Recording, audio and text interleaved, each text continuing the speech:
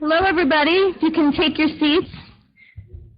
This is usually the best part of a Philanthropy New York annual meeting, is the chance for everybody to get together and to talk. But I really think that this year we have an event that's going to be just as good as all of the mingling and the networking. So if you're lingering in the back, come on down and come take a seat. I'm Brandy McHale. I'm the Chief Operating Officer at the City Foundation, and I'm really thrilled to be able to welcome you all today to City headquarters here in New York City, and want to thank Philanthropy in New York for this opportunity to host the 33rd annual meeting. For those of you that aren't as familiar with our work here, our mission at the City Foundation is to invest in the financial inclusion and economic empowerment of households and communities where we do business. And in 2012, we'll be making grants in 91 countries around the globe. Our objective, like many of you, is not to simply fund programs that align with our mission, but to actually invest in efforts that catalyze innovation, build knowledge about what works, and scale successful efforts so we can reach millions of households and place them on the path to financial stability and economic success.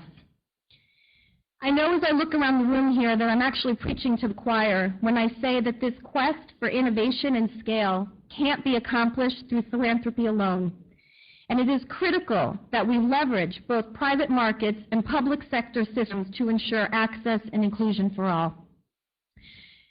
So when a few months ago we received the call from Philanthropy New York indicating the focus of this year's annual meeting, we were thrilled for the chance to host this forum and dialogue with education leaders who are on the cutting edge of innovation and catalyzing system change approaches with the potential to transform the educational and economic trajectory of an entire generation of young people.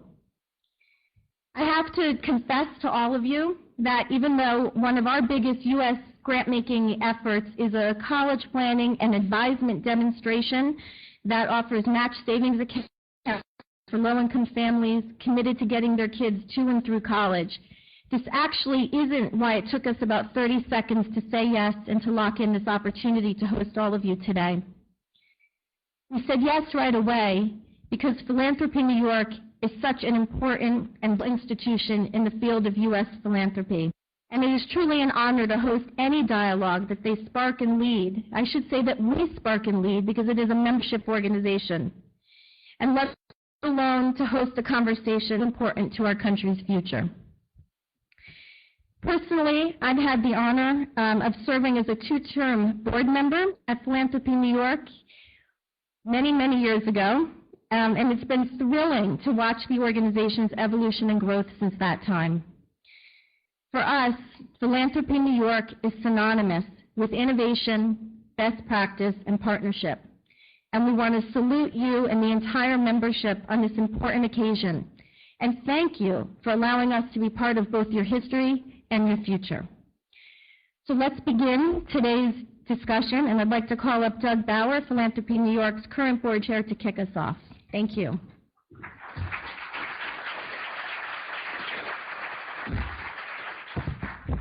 Good afternoon, everybody. One more time, good afternoon. All right. The educators want to know that you're out there. Okay. Thank you, Brandy, and thank you again, City, for hosting us today. My name is Doug Bauer. I'm the Executive Director of the Clark Foundation. I'm outgoing board chair, but in my final act, I get to introduce this session today. And on behalf of the board and staff of Philanthropy New York, we're really pleased that you're here.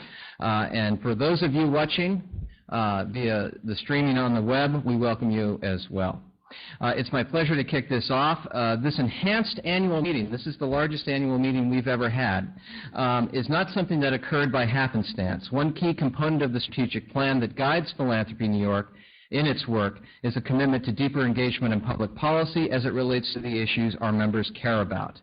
We have formed a public policy committee of some of the philanthropic leadership in the city to advise the board, the staff, and membership of Philanthropy New York on where it should look for intersections between the role of public investment and government action. Moving forward, this work will be essential. Broadly speaking, and over the next number of years, government funding will become finite. a point that David Firestone made painfully clear in the session prior to this one. And that will be especially so at the state and local level. Our taxpayer dollars are going to be stretched, so too will be the philanthropic dollars entrusted to us in the audience. In this great country of ours, we've relied on a complex balance of resources in the public, private, and nonprofit sectors to deliver services and programs to all strata of our community.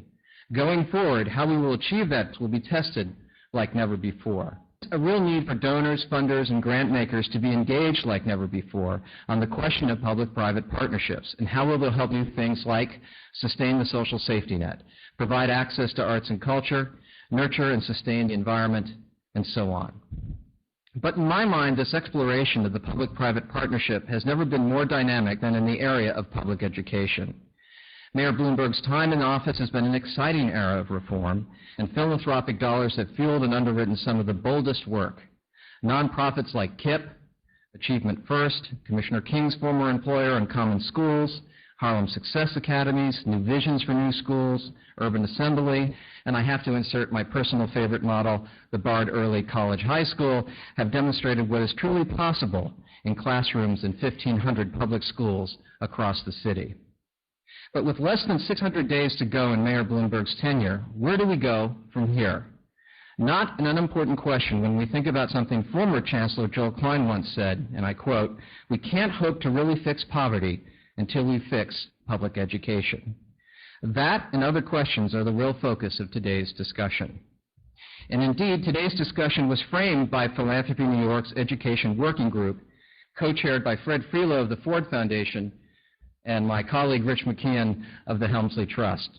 This group of funders, along with input we received from parents, teachers, and education reform leaders, helped to shape the discussion that will be guided by Beth Fertig, the education reporter at WNYC Radio. The board is grateful to Fred and Rich for their invaluable leadership and work on today's session. Fred and Rich, can you stand up and be acknowledged, please?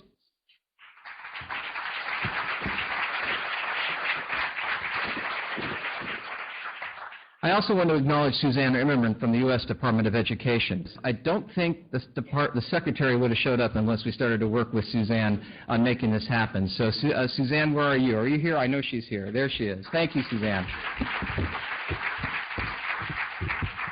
And Secretary Duncan, we appreciate you listening to Suzanne, so thank you. All right.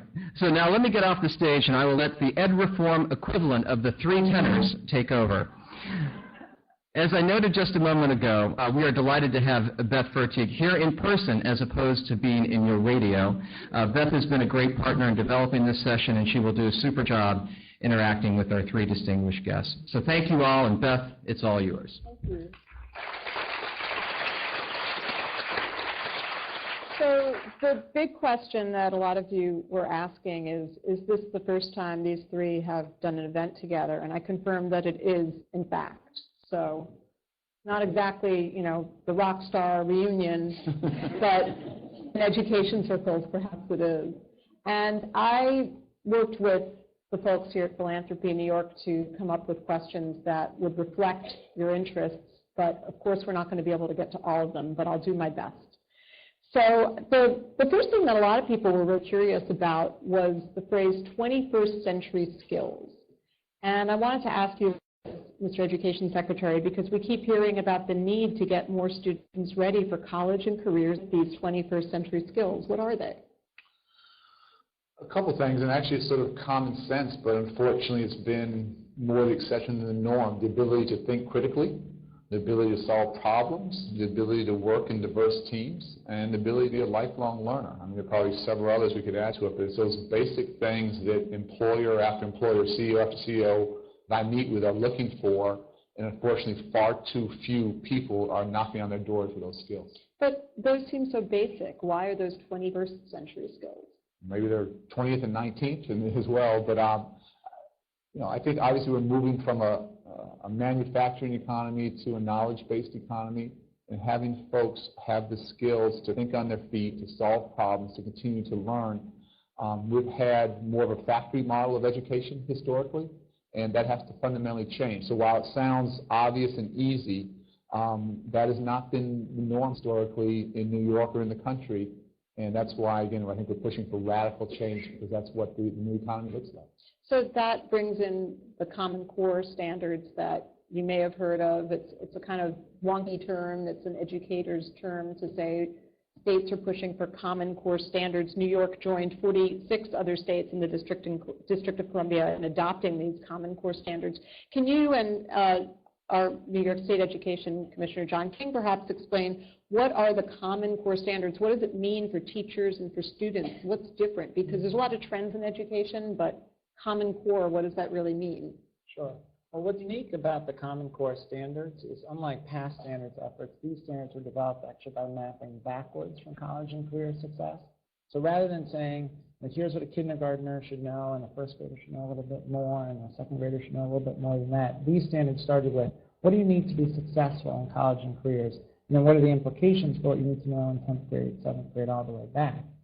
And they really, what's challenging is they require a change in instruction. So to get at the skills that the Secretary described, you need to ask students to do things differently. So for example, the level of complexity of text that students are asked to read has to be much higher. So we have to have kids reading more challenging books. The kinds of writing that we ask students to do has to be different. We have to ask students to write with evidence from sources. So rather than just writing reflective personal essays, which are still important, we know for college and career success, you need to be able to make an argument, cite evidence from primary source documents, from research. In math, we know that too often in the United States, we've had a math curriculum that moves you through topics, just one after the other, a week and a half at a time, and never really achieves the kinds of deep understanding that students need to apply those math skills. And so the Common Core focuses on a smaller set of skills that are truly fundamental for success at the next level of mathematics. And at the department, we're working on building resources to support teachers in making those instructional shifts. We've built a website, engageny.org, that's designed to provide professional development materials, video exemplars of great teaching that will help teachers implement the Common Core effectively. Something people wanted to know was how to communicate this, and I think it might help if you could explain, is the research behind the things that you're pushing for? Do we know that these efforts are going to be more successful than things people have tried in the past? So there are three bodies of research that we're focused on. One is what do higher education faculty and employers say students need to be successful when they enter? That was the first body of research. Second, what are our international competitors doing, and what can we learn from them that they're doing better than we are, so that we can help catch up with them as we see them outperforming us in some of the sort of international benchmarks. And then some of the work is based on research about student learning. So for example, one thing we know about early grades is that students who know more about science and social studies and the world tend to be better readers. And yet in a lot of schools, we've narrowed the curriculum just to English language arts and left out history and science. And so the Common Core calls for us to bring those back and make sure that students have that breadth of knowledge that will help them be successful readers. So a question for our schools chancellor, Dennis Walcott. Have you seen a real role then for private philanthropy, for foundations to assist in implementing the Common Core? Are there certain practices that you think make the most sense for foundations to assist with? I see extremely an important role for private philanthropy to play, and quite frankly, here in this audience, many of the individuals and corporations and foundations have played a significant role both in New York City and I imagine the state and also the federal government in allowing us to experiment, allowing us to use monies that are not city tax levy dollars to do the deeper dive that John talked about, to allow us to deal with teacher effectiveness and what it actually means. And to me, I'm going to go back to a point that you asked the Secretary about. I mean, I think the difference now versus before is a global economy. Back when I was growing up and around as a student, it was more of a national and local economy. You had, if you were a high school dropout, potentially an opportunity to get a job. Right now, if you're a high school dropout, you probably don't have that opportunity. You're a high school graduate, your ability is there, but your earning power will be less. And what we're seeing now is a competition from across the world as far as these jobs are concerned. And we have a responsibility, both as a country, a state, and a city, to prepare our students to be able to think critically, as John talked about, to be able to analyze and be able to write and work as colleagues, and even more importantly, have the ability to really focus on how to apply today's skills in a way that benefits them in the long run. And I think what private philanthropy has done has given us in New York City that ability to do that and starting new programs to allow us to have, I think, Common Core really spread in a very deep way with our workforce. As you may know, that for the start of the school year, we decided to, instead of having a school day, we had a professional development day. We're always looking on how we enhance our professional development for the teachers to meet the goals set both by the state and the federal government. And private philanthropy has really been very effective in helping us do that. But are there specific programs that you've researched that you think are most So effective? we've had, how do you know what to support and when to cut your losses? So we have, I think, a very thriving research and development team, and we do a lot of innovation at the Department of Education and working in conjunction with the state to see what works, what doesn't work, but most importantly, to experiment. So we have our innovation zone, and as a result of our innovation zone, through the funding, through a number of people in this room, we're able to do a lot of creative things and look at different school models. Take a look at the school year in a different way, take a look at teaching and learning in a different way, and allow that to really go out to see how it works and then analyze it using technology like never before. So using both the staff who are there, but also the technology that needs to be addressed as well, and that type of integration as far as learning is concerned, and seeing what works and then what doesn't work. I think one of the things you talked about the mayor earlier, I think what the mayor has been very big in is around innovation and making sure through our partnerships with private philanthropy, we have a lot of innovation taking place in the system, whether it's the Common Core implementation, whether it's teacher effectiveness, or a program that some of us were talking about earlier today when I got here was the Summer Quest program, where we're developing an initiative with community-based organizations to prevent summer learning loss, or our DREAM initiative to prepare more students for specialized high school students from poor backgrounds. All that is as a result of private philanthropy giving us our ability to do that. So as we move into this new phase of education reform that we're calling Common Core, the tests are not going away. And this has been a question that a lot of people are concerned about because the role of testing has grown so much, especially since No Child Left Behind. And I guess the question is, how do we build better tests? Would you like to tackle that? I would love to, but John's actually helping to lead that effort nationally. And to be really clear, just as with the Common Core, this next generation of assessments is really state-led. And if we do at the federal level that dies, it doesn't work. We're a big investor here, $350 million, but literally all of the leadership is coming from the state level, and John and New York are one of the key players in driving this next generation of assessments. So John, why don't you walk through what you're doing? Sure. So one of the things that the federal government did was create a Race to the Top assessment competition with two consortia that won, who are collections of states who've committed to build next generation assessments. New York is one of those. We're part of the PARC consortium that's working to build next generation assessments. And two of the operating principles for that assessment design work, one is we've got to build assessments that do a better job measuring exactly the skills that the Common Core requires. So if we want to encourage teachers to do more writing with evidence, we've got to ask questions on the assessments that require students to provide evidence in support of their arguments. If we want teachers to focus their math instruction on application and opportunities for students to apply their math skills to challenging problems, that's what they've got to see on the assessments. So that's one operating principle. The other is that there's technology that we ought to take advantage of in designing the next generation of assessments. And so the goal is to launch new assessments in 2014-15 that will be delivered as computer-based tests. And so that will give us the opportunity to have more innovative items, to ask students to create mathematical models on the screen, to have students type their essays rather than write their essays, to be able to make the sort of edits that they'd have to make in the workplace to their writing. The other challenge is how do we make sure we see these shifts in instruction before we get to those assessments? And so one of the things that we're doing in New York is redesigning our existing assessment system to align better with the Common Core, even in the form of paper and pencil tests. And so starting in 2012-13, our state tests will begin to reflect the Common Core. It won't be all that we can achieve through the PARC effort, but you'll see that focus on conceptual understanding of mathematics. You'll see a higher text complexity level and in English language arts, more rigorous reading and writing for students. There was, I guess you could call it a loss of confidence this year, though, in the state exams because of a few test questions that had to be thrown out, including the infamous talking pineapple on the 8th grade English language arts exam. It was a question that a lot of students and teachers didn't understand, and it turned out that the testing company had actually used the same question before in previous states, and there was a Facebook page about this test question that was created by students in other states who were equally stumped by it a couple of years ago. Do you think the public is losing confidence, though, when they see that you're saying these test questions are not going to count the first year that you have a contract with a new testing company? Pearson is the provider. How do you convince the public that you're going the right way when they see that there's been some problems on this year's tests?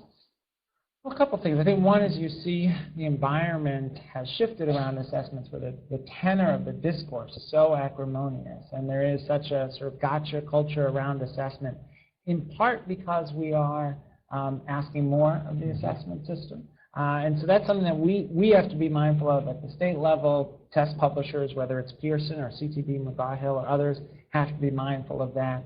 The choice of what reading passages to use is exactly what the Common Core tries to get at, making sure that we're choosing passages that are rigorous, that are going to challenge students to think critically, that are going to force students to provide good evidence for their arguments.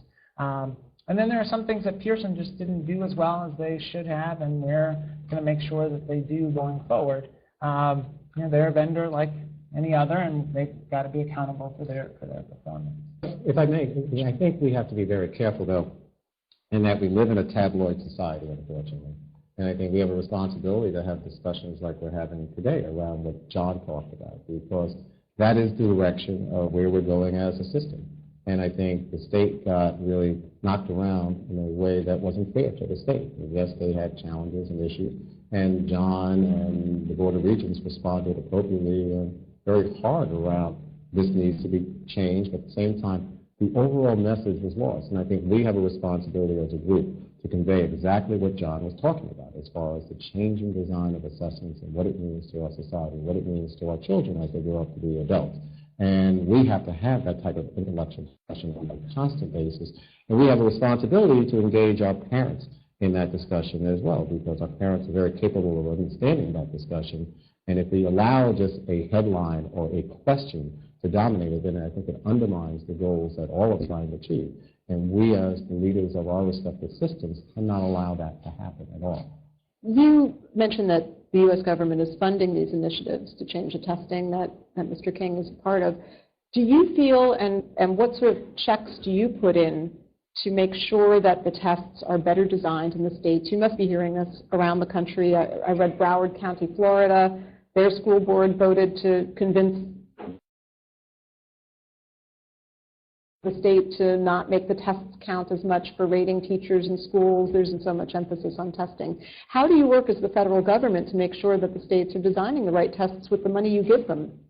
Well, let me back up. I think there's a more fundamental point, is I think under No Child Left Behind, there's frankly way too much emphasis on one test. And I think that's what you're really getting a pushback from, I think in a very legitimate way, from students, from parents, from teachers.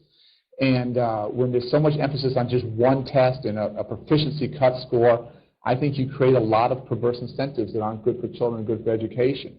So obviously we wanted Congress to fix No Child Left Behind. That didn't happen, so we've provided waivers to about 24 states so far, not quite, New York being one of them, and another 18 or 20 states to go, that we're looking at student growth each year. I think it's so important to look at growth and gain. I keep coming back, we have to look at multiple measures, whether you're evaluating children or teachers or principals or schools or districts or ultimately the state.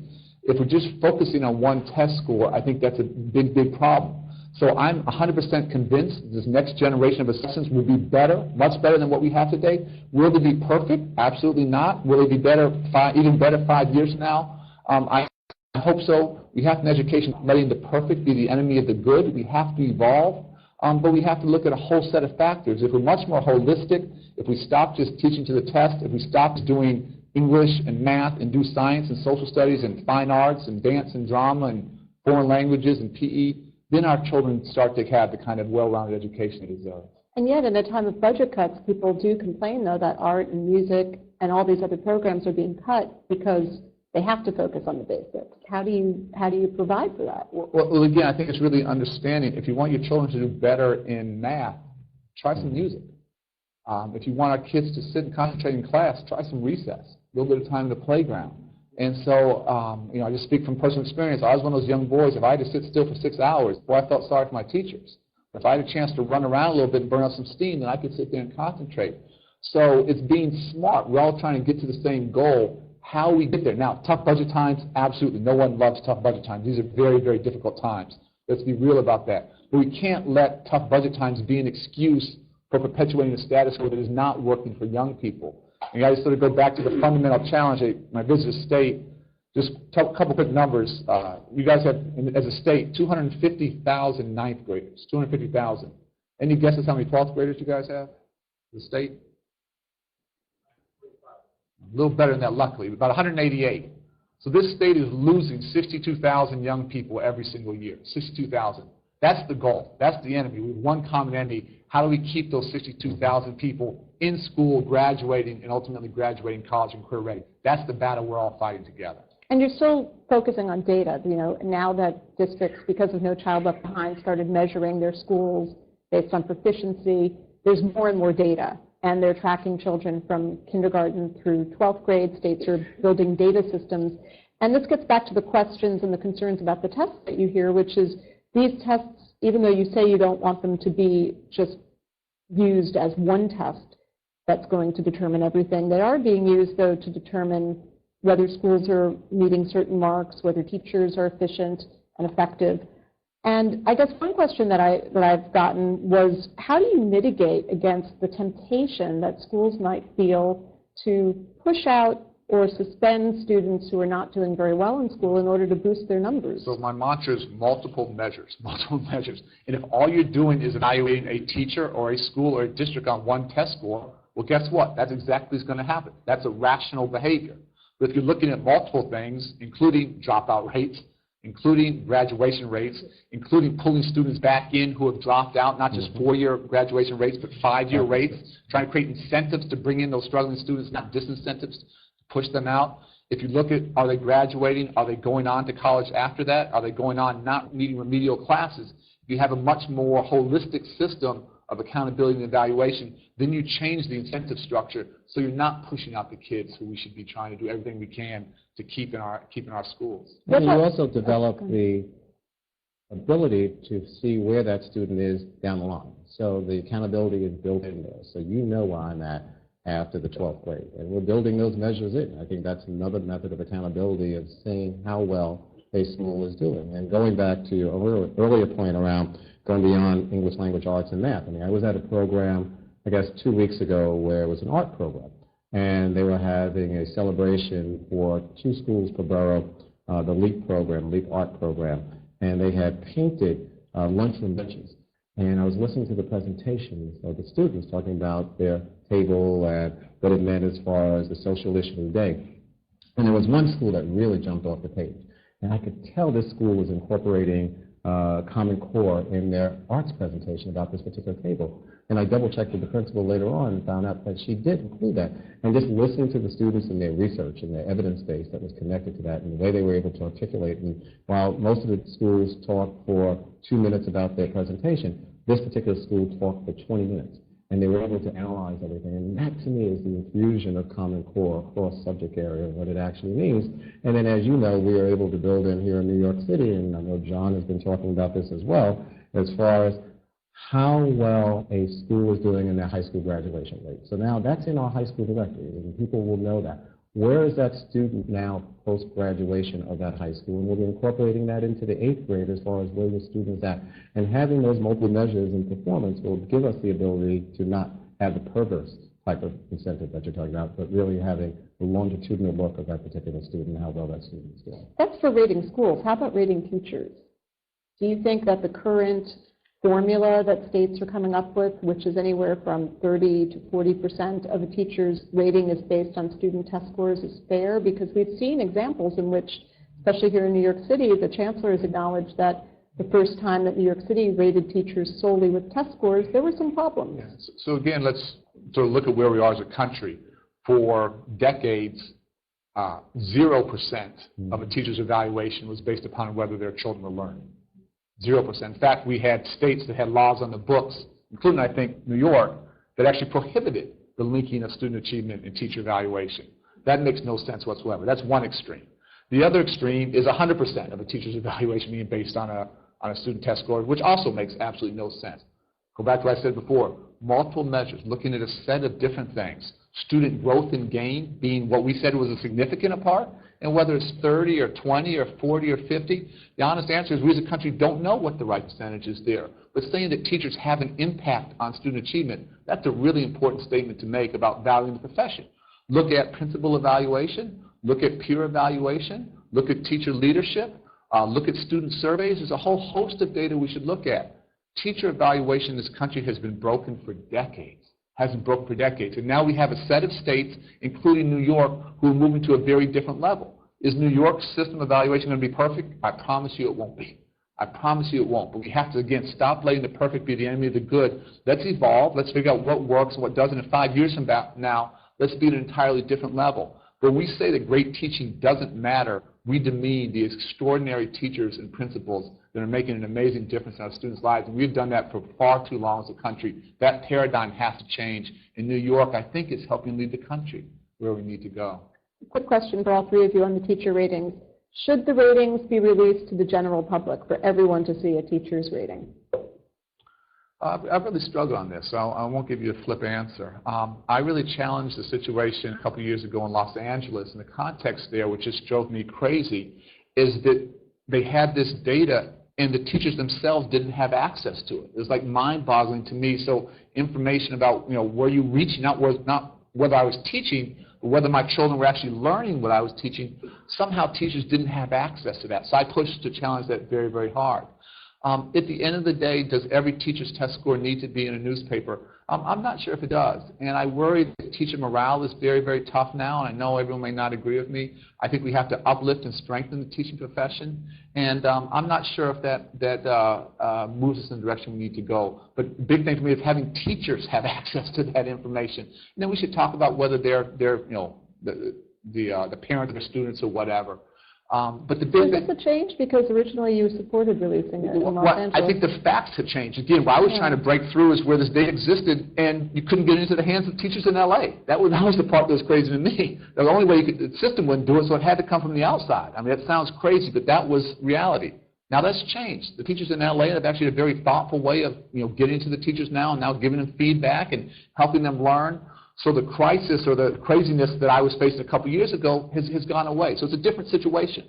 And the big thing for me is to empower teachers. This isn't about gotcha. It's about what are my strengths, what are my weaknesses, how am I improving every single year, how do we have meaningful professional development that actually helps teachers. So much of our PD for teachers is just an absolute joke and a waste of their time. We've got to move into a system of continuous improvement. I think we're starting to aim in that direction. Okay, so would you share the information with everyone or just with the parents, perhaps? So I'm more absolutely with the teachers and principals, and I think we should have that conversation about potentially sharing it with the parents, but I don't see a huge compelling need to publish everyone's information in the newspaper when the teachers actually have access to it themselves, which I think is the most important thing. Okay, John King, it's being debated in Albany. Should it be shared only with the parents or only with the teachers? Should it be public? So I don't think publication in the newspaper is helpful. Obviously there'll be a conversation in Albany, I think a focused conversation over the next few weeks about the role potentially of parent release. To me, one of the dangers of publication in the newspaper, and one of the things you saw play out in the last few months, is that it has the effect of boiling down the evaluation system to that single measure, which no one is for. Right? You can't find a researcher or a policy expert who's making the argument we should evaluate teachers on test scores alone. Now, we all believe in multiple measure system. Now, people may have different views on what weight to put on different factors, but all of us believe in multiple measures, and the law we have in New York State places the majority of weight, 60%, on the administrator's observation of the teacher's practice and other tools like surveys of parents and students, right? 20% on the locally selected measure, which could be a different assessment than the state test, and then 20% on the state test. But the publication in the newspaper has the effect of focusing all of the attention on just one portion of the measure, which clearly is problematic. So you wouldn't let the press publish? So no, I do not think it should be published.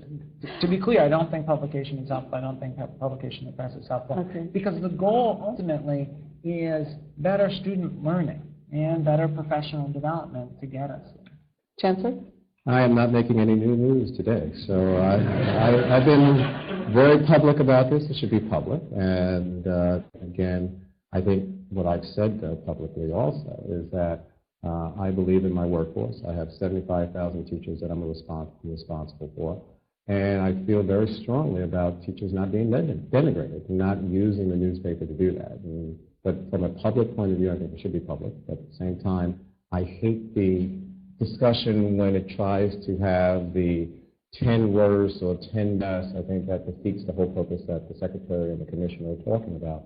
But at the same time, it's public information that should be out there. And I think we need to have this type of discussion to elevate it. And quite frankly, I think once this discussion has been had, then it fades away. And the discussion then matures and it evolves to a more refined system that allows us to have this type of healthy discussion. But I resent folks being denigrated as a result of this process. I just quickly, I think it's a really, it's a fascinating conversation, lots of different points of view, but I've really tried to struggle, what are our goals? I think there are a couple goals, and ideally the goals aren't sort of in conflict with each other, mutually reinforcing. I think the biggest goal is to help strengthen the teaching profession and help teachers and principals in schools improve. That's a hugely primary goal. The second one, I have a fourth grader and a second grader in public schools, and luckily in a fantastic school, and I think you really want to empower parents. So those are your two primary goals. And I think as a parent, I want information in terms of how my school or my potential school is doing. I don't necessarily need information about every individual teacher. I'm not picking a school based upon a teacher. I am basing it upon a whole set of factors around how that school is doing. So can we empower parents and help strengthen and support teachers? Can you do those two things and not have them be in conflict? I think there's a way to do it thoughtfully that doesn't, in my mind, necessarily mean putting every teacher's school, but having the schools, again, a whole host of measures around the school and around the district, test scores being a piece, but just a small piece and looking at all these other things. I think the more our parents are empowered to make good choices, that is hugely important, and we haven't begun to do enough of that as a country. If I can just pick up on that, because I totally agree with the Secretary in that obviously we want parents to have as much information as possible. And I think by providing them a variety of the multiple points that we're talking about, involves that parent more so in what's happening in his or her or their children's school. And I think as the discussion, again, evolves and matures, and even with some of the debate that's taking place, you have a more enlightened, not just parent body, but a public body as well. With a more enlightened public body, there's a greater investment in what's going on in education. And I think part of the challenge has been in getting that message out as far as all that richness that's taking place right now. I think we're in a golden age of changing education like never before. And with Common Core and all that we're talking about allows our educational system to take that really next leap forward.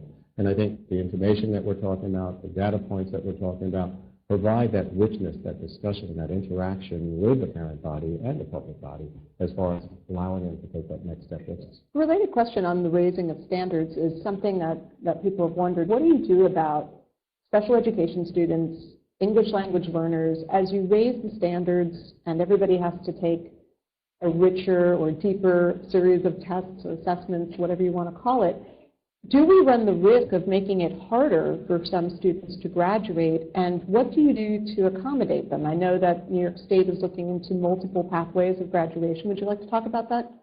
Sure. So then there are two things. One is we've got to make sure that we improve instruction.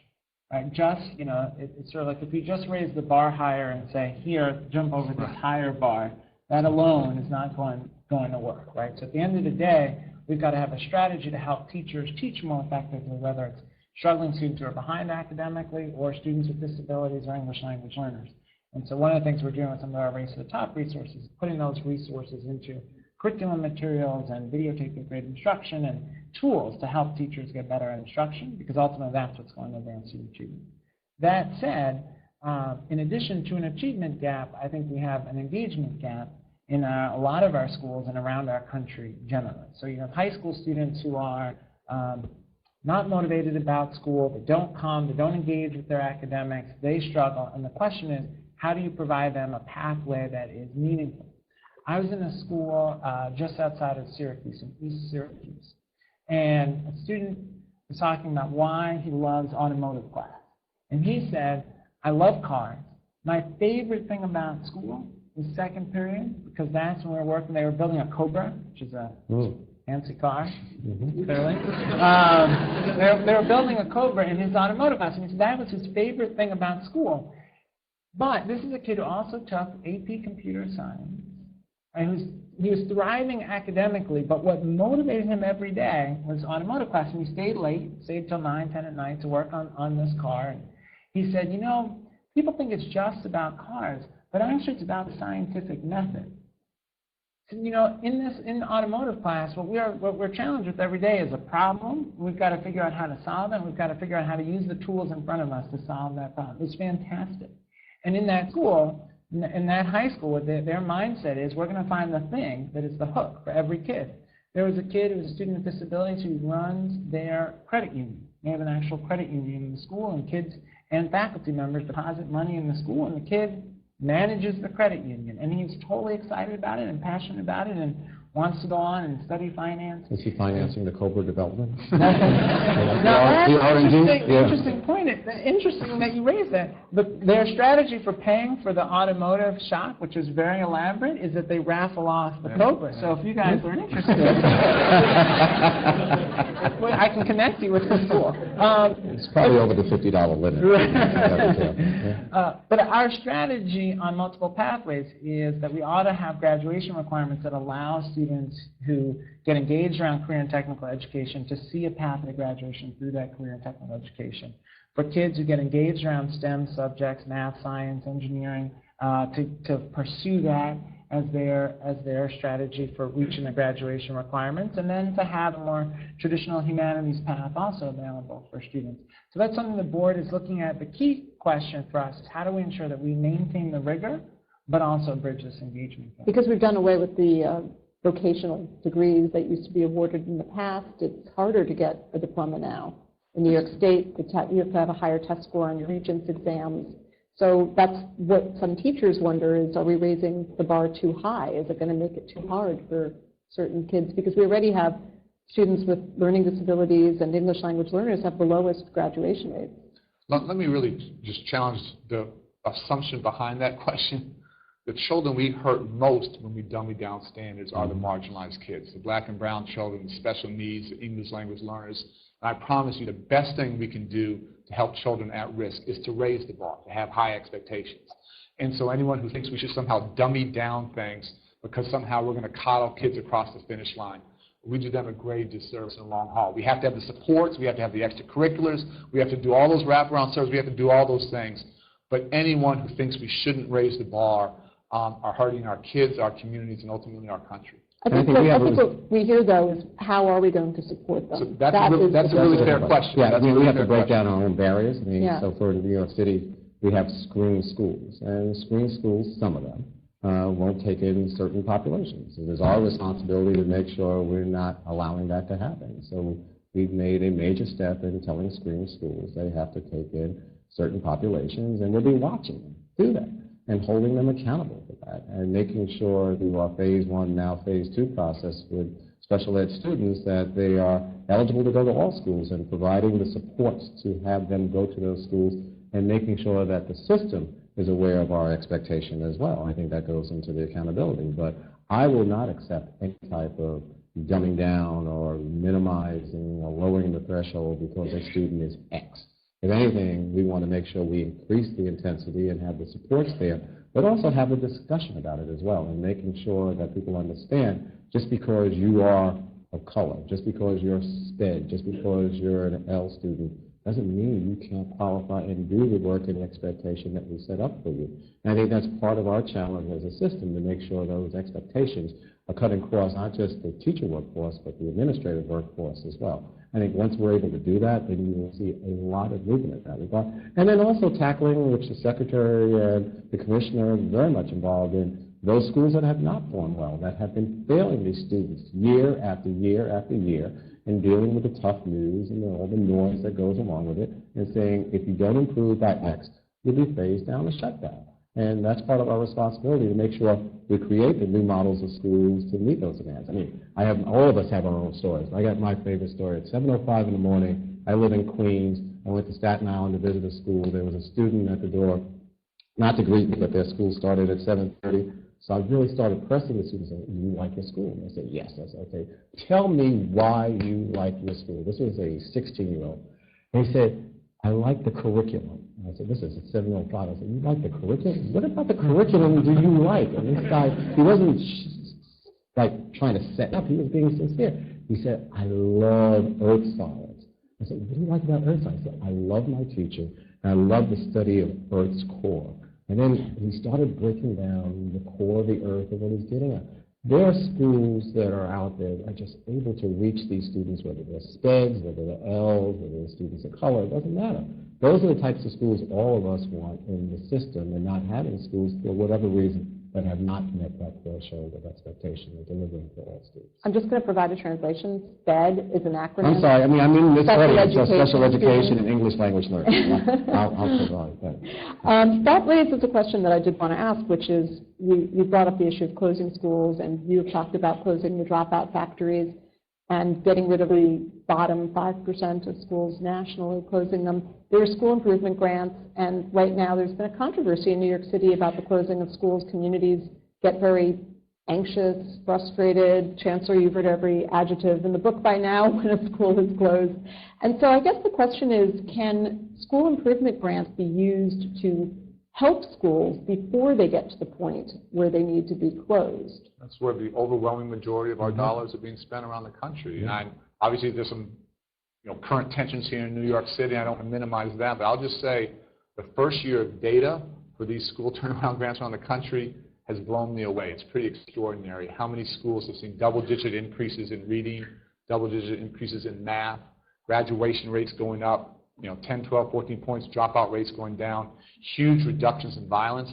Just to challenge the media a little bit, the fact there's been so little controversy nationally, over 1,000 schools being turned around, folks, union management, community, all rolling up their sleeves and just doing extraordinarily tough but critically important work. It's been a wildly underreported story due to the relative lack of controversy. Now, there's been obviously some noise here in New York, but if you look across the nation, no, that's okay. And you're talking about and you'll get there. I have every faith. But you're talking about the improvements that are working with schools that don't involve closing them. Again, there isn't one model. So what we say is that because the word turnaround is used rather loosely, but you actually have different models. Different models. We say we don't know what's best for any community. The community does. What's not acceptable is the status quo. This is not about incremental change. This is about fundamental, transformational change. And that's going to look very differently community by community, urban, rural, suburban, all kinds of different contexts. But given that flexibility, communities have not only chosen wisely, they have executed and implemented in pretty extraordinary ways. And I think that's a story, again, that the national media hasn't fully comprehended. None of these schools are where we want them to be, long, long way to go. But to see that much progress in a year, very few people thought that was possible. Lots of skeptics thought that was impossible. And guess what? It's happened. So, Chancellor, I guess my natural follow-up for you then is, are you emulating the programs that Secretary Duncan is talking about right now? Well, we have a lot of successful work taking place in New York City. I mean, we have a number of our schools that we've created over the last 9 years that are doing extremely well as a result of phasing out a number of schools and the creation of new schools that are outperforming those schools that have been there before. We have people, believe it or not, what the news for today? Sometimes the union and the administration and management are working together. When we talk about the 18D committees in staffing a number of schools, there are 18D committees that are committees of both management or teachers and the union representative working on the hiring that's taking place in these new schools. The ones that we've been reading about in the newspaper over the last couple of months, again, it hasn't been totally approved, but we have 24 18D committees right now gearing up and looking at staff who will go into these new schools. We've identified tentative leaders for these new schools. People are excited, believe it or not. We had a number of applications of people who are interested in working in these schools, and we have a proven success model in New York City. We've created 535 new schools in New York City over the last 10 years, larger than most systems in the country itself. And of those, we have a variety of choice options for our families to choose from, whether it's single-sex schools, charter schools, small schools, large schools. Those are great things going on. And believe it or not, it's as a result of cooperation with the union. We'll fight, we'll go to court, we'll go through arbitration, it'll be covered in the newspapers, but all the good work that the Secretary talks about that's taking place, unfortunately, is not covered, but it's happening throughout the city. So I'm very proud of our work here and looking forward to the next phase of our work because our work is not done, and we still have many tough battles in front of us. But our bottom line has to be focused on the students, and it's worth the yelling, it's worth the fights, it's worth the one-finger salutes. I mean, that doesn't matter, because if this goal is to improve education outcome, making sure our students are college and career ready, that's worth the battle. And I'm up for it, and the mayor's up for it, and we're ready to take on that type of engagement because it benefits us in the long run. The one thing that, we've been hearing, and which the members of this organization had asked me to ask you all about, is that New York City now has 1,700 public schools, including over 100 charter schools.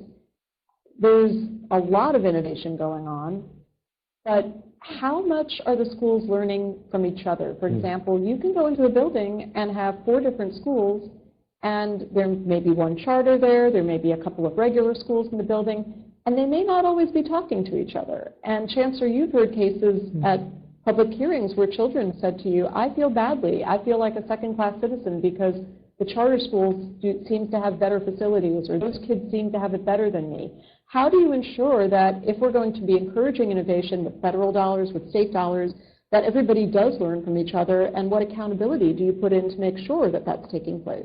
That's really a great question, in that we have seen, I think, the growth of our building councils within shared space. And we've seen, I think, in New York City, a maturation of those councils where there is a lot of collaboration, but still the work is far from done.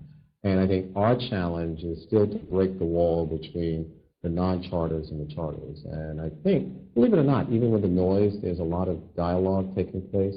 And I think the second-class citizen label, we've tried to make sure we address that in a variety of ways, both through the capital funding, so make sure that if one particular school, whether it's a charter school or non-charter, has capital, the others benefit as well, and that's part of law, but that's also part of resource allocation. So we're doing it in that regard. But also when it gets to a district level, trying to facilitate the interaction between charters and non-charters in all the schools. And then the other thing, especially for those that are non-charter schools, through the networks and through our team development, we incorporate that. One final note, so from a leadership point of view, this coming Saturday, I'll be hosting our second gathering of leaders from across the system. So probably 1,800 principals will be gathering at Brooklyn Tech. You're welcome to come. They won't be yelling at me this time. And it's about learning. It's about professional development, and that's another way through PD and making sure we're breaking down those barriers between the various schools so people can feed off of each other. So last year we had both David Comer as well as Charlotte there. And it was a lovely, engaging. Those are people involved in training teachers. And Common Core. And as a result of that, a number of the principals left learning from each other, learning from the small groups, and really incorporating what they heard from their peers. So we're working very hard through our team to break down those walls so there are interactions taking place throughout the system. So I think the foundation world wants to know, how do they know which programs are really working and are worth supporting? What data do you use? Could each of you quickly answer that, please? Because I know I'm trying to move through all the questions people have given me. Our graduation rates going up, our dropout rates going down, and are more students graduating from high school, college, and career ready? If the answer is yes, that's a good investment. If the answer is no, you need to invest your dollars someplace else. The other thing I would add that is we increasingly have the ability to track students into higher education and post-secondary. By next fall, with as part of our state data system, every principal, high school principal in the state will get a Where Are They Now report modeled on work that New York City has been doing with CUNY that will tell principals how their graduates are doing at CUNY, and independent colleges and universities through national clearinghouse data. So we'll actually know how many students ended up in remedial courses. Are students persisting in college? And so we'll have that additional layer of measures to inform the decisions alongside what the Secretary described. And are you developing new models that really engage students? So, for example, you mentioned earlier around career technical education. I know CTE, career technical education, is something that's extremely important for all of us, and what it actually means and how we're incorporating that through the system. Developing new models of schools to attract students, whether they're 9 through 14 models, so you graduate with an associate's degree like some of the schools we have, or tying into the new technology and the new 21st century type of careers that are out there and developing those types of schools. I think that type of investment pays off in the long run, and I think also taking a look at, for me especially, and all of us, the role of the parents and how they're engaged in knowing the information and making sure they have various vehicles of learning what's going on in the child's school. And I think those are measures to take a look at as far as performance is concerned, but also the engagement part of the system with philanthropy as far as their investment of dollars. I think another question was about how much autonomy principals have these days, because New York City no longer has the very strong districts that it used to have years ago with district superintendents working by region geographically. Principals have a lot of autonomy now, and some of them are very adept at partnering with foundations or organizations and getting grants, especially if they're experienced. Other principals may be quite new at that. Some principals hire grant writers. So what's your advice to principals in terms of how they can partner with organizations and learn how to get the right fit? Obviously, it's no-brainer they should do that, but let me just take a step back. I have the joy of going to hundreds and hundreds of schools around the country. I've yet to go to a great school that doesn't have a great principal. I keep looking for it. I can't find it. In education, like business, like philanthropy, like nonprofits, leadership matters tremendously. And our principals are CEOs today. They're managing people. They have to be instructional leaders first and foremost. They're managing multi-million-dollar budgets. They're managing facilities. They're working with the community. Whatever we can do to train our principals in that array of very, very complex skills, including how to network with the community and foundations. Not everyone is born doing that or has those relationships, but there's nothing more important than getting a great principal into every school. If we do that, so many of the challenges we talk about go away. Great principals attract and retain great talent. Bad principals are threatened by that talent and run them off. So what are we doing systemically to help principals get ready to enter that extraordinarily important job, and how do we help them develop throughout their career? That's a big, big deal. Frankly, it's an area where I think our department's been part of the problem. I think we've underinvested there, and we're trying in very tough budget times, looking for substantially more money from Congress to put behind principal leadership and development, because I don't think we've done enough to help them. That's right, and one of the things we're doing in New York is changing how we certify principals and changing what the standards are for principal certification. One of the things we'll build into the certification is observing a teacher and giving feedback, which is something that we think is core to the principal's work, but is actually missing from a lot of administrative certification programs. There's a lot of focus on operational tasks, but not necessarily as much focus on the instructional leadership that principals need to be providing. So we're working on that. One thing I would say on the principal autonomy issue is, to me, it's a question of, is it autonomy with the right level of support, right? And I know New York City is thinking about this. Districts around the state are thinking about, how do we make sure that principals have access to great resources to help their teachers get better at teaching? How do we make sure principals have access to great resources around how to make the Common Core a reality in their buildings?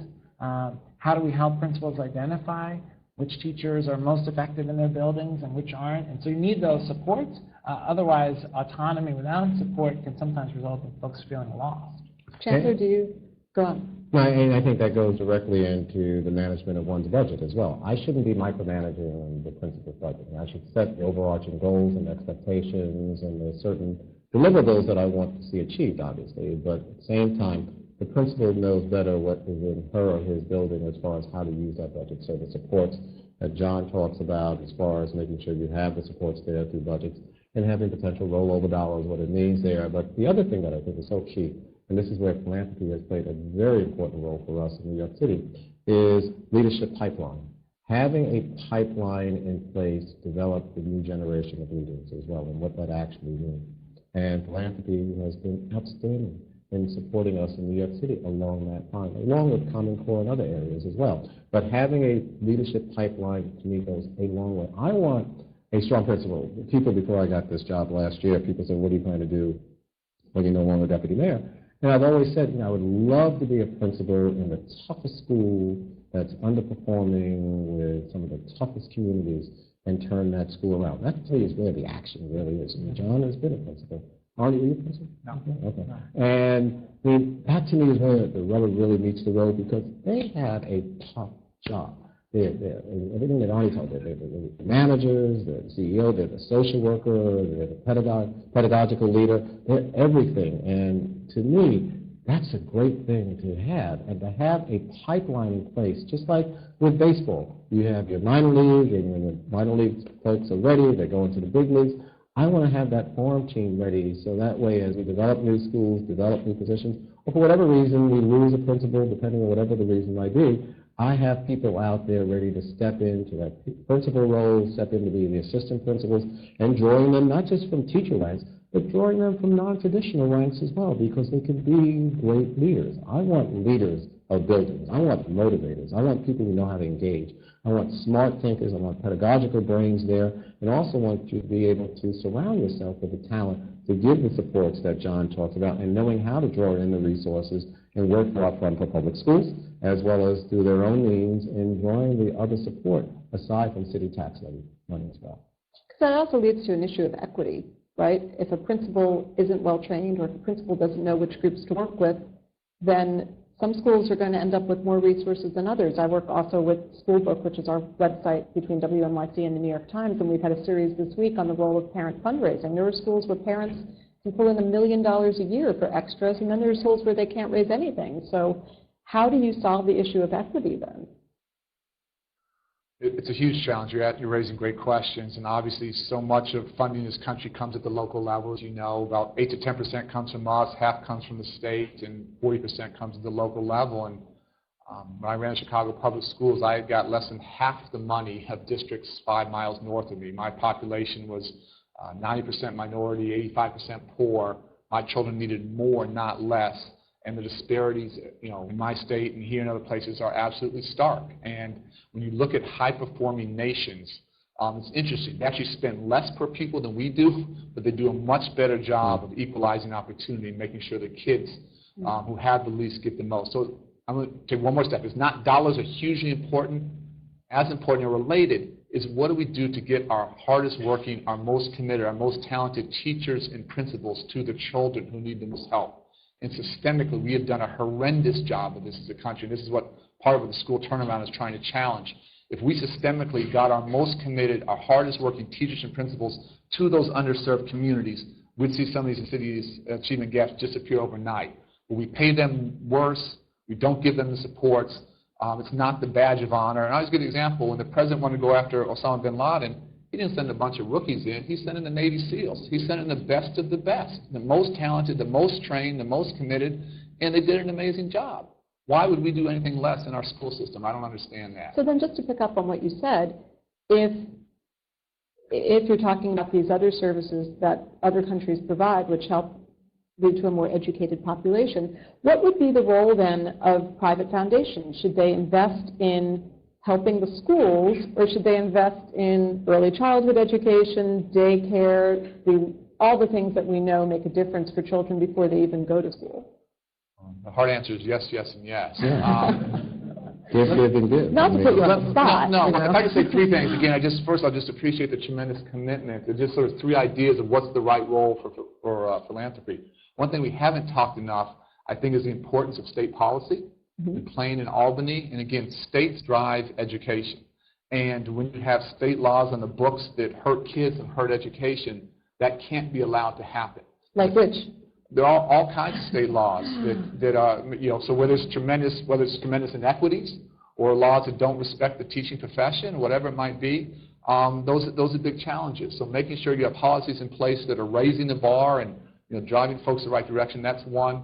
Secondly, again, we sort of touched on, I think it's this idea of return on investment. I'm actually not coming here to ask you to give a lot more, although that would be great too, but to be really smarter in what you're giving, and are you making a difference? And it's so funny, I talk to big CEOs and talk about bottom line, and I say, what's your bottom line in your philanthropic giving? And they often sort of, man, I never really thought about that. And so really, are you making a difference? There's great early childhood programs, and there are terrible early childhood programs. Quality matters. Implementation matters. Understanding, are your dollars closing those gaps or not? The third area I just encourage folks to think about is the biggest challenge I think we all face is that we're all told we're going too fast, when in fact we are going far, far, far too slow. The world is passing us by. And whatever you guys can do to help create greater demand among parents, among constituents, among the public, take out politics, Republican, Democrat, Independent, I could care less. If a lot more folks were talking about what is this political leader, the mayor, the governor, the president, whoever, what are they really doing for education? But we don't have enough people knocking down any of our doors saying you're not getting better fast enough. I wish I had a lot more of that pressure. I get zero of that. I think that's a big, big problem. So very quickly, lightning round. Which three things could government fund that would make the biggest difference in education? Start with you, Chancellor. That government could fund to make a big difference. I think taking a look at the ability to distinguish salaries for teachers. And I think to me that's a very big motivator as far as taking a look at some of the need areas and how we do that. That's one. I think taking a look at the investment in our schools and making sure that our schools are investing their dollars wisely, and that means making sure that principals have flexibility and allowing those dollars to generate the type of momentum that we're talking about and the accountability that's there. I think the third thing to me would be to take a look at the capital needs of schools as well. I mean, we haven't talked about capital, but I think capital is extremely important. We've made a major investment in New York City as far as the infrastructure is concerned. And, this current capital budget is $11.2 billion. Since the mayor has been in office, we have built close to 100,000 new seats, and we've made major investments in the capital infrastructure of our schools, and that helps our schools to keep pace with the new technology as well. So I think from a greater flexibility around funding structures for salaries, taking a look at, I can go on now. So we talked about the bonus initiative as well, and trying to recruit the best talent and allowing us to have flexibility and saying that we're going to have a $25,000 loan write-off for our teachers, and government provides that. Unfortunately, we need union sign-off to do that. So those are the types of investments, I think, attracting the best talent here and allowing that talent to stay. Commissioner, your top three? Early childhood education. We just as a country, I think, are terribly underinvesting in early childhood education despite a mountain of research that suggests that that's one of the best things we can invest in to have kids be successful in school. Second is equity in school finance. We need to look very hard at how we organize, how we fund our schools. The reliance on property taxes is very high, not just in New York, but around the country. And as a result, we just see extraordinary inequities. And then the third is both at the high school level and at the college level or post-secondary level, programs that help students make the transition, right? So whether it's career and technical education programs at the high school level or early college high school programs at the high school level that help kids see the relationship between what they're doing in high school and a future beyond it, or once kids get to the post-secondary level, supports that they're successful. And we have some very successful bridge programs that provide summer supports or counseling and tutoring for students who are first-generation college-going students. Their graduation rates are dramatically higher than similar students without those supports. And so it's really funding on both the high school side and the post-secondary side to make sure that students make that transition successful. Secretary Duncan? So obviously there are different funding roles at the local and the state and the federal level, and ideally those are all in sync, and too often they're not. So I'll just try and speak at the federal level. Absolutely agree on the early childhood piece. Again, that's the area where historically we haven't played. Past 2 years we've done $630 million. We're in this for the long haul. It's the best investment we can make. Why do governments cut it? Because young kids don't have lobbyists and young kids don't vote, and they don't have political power. And so that's something this type of audience needs to work on. Secondly, supporting vulnerable populations. We're always going to put a huge amount of money, Title I for poor children, special needs money, English language learners. We got to help kids that don't have all the opportunities. Third, obviously, we haven't talked to you in the audience, but the higher ed piece is so important, keeping college affordable, accessible. That's a big challenge, but maybe the thing I'm most proud of is an additional $40 billion in Pell Grants that we've put out there without going back to taxpayers for a nickel, gone from 6 million to 9 million recipients.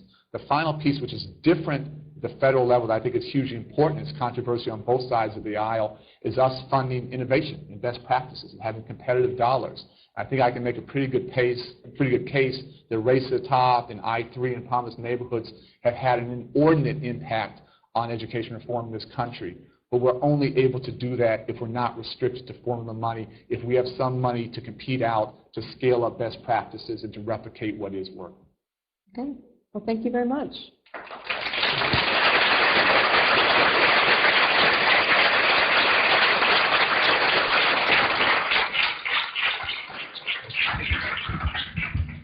Thank you, Beth.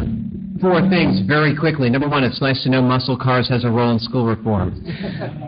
Number 2, there's one other leader in the education reform arena that is here in the auditorium, and I really want to acknowledge her. Dr. Merrill Tisch, the Chancellor of the New York State Board of Regents, is here. Can we say hello to Dr. Tisch?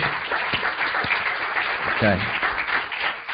Number 3, there is a reception right behind you, so please join us for a glass of wine and have a nosh or two.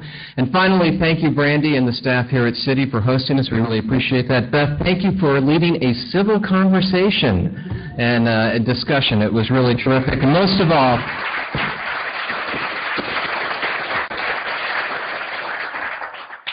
I really want to thank them taking time out of their busy schedules to be with us, Secretary Duncan, Commissioner King, and Chancellor Walcott. Thank you very much.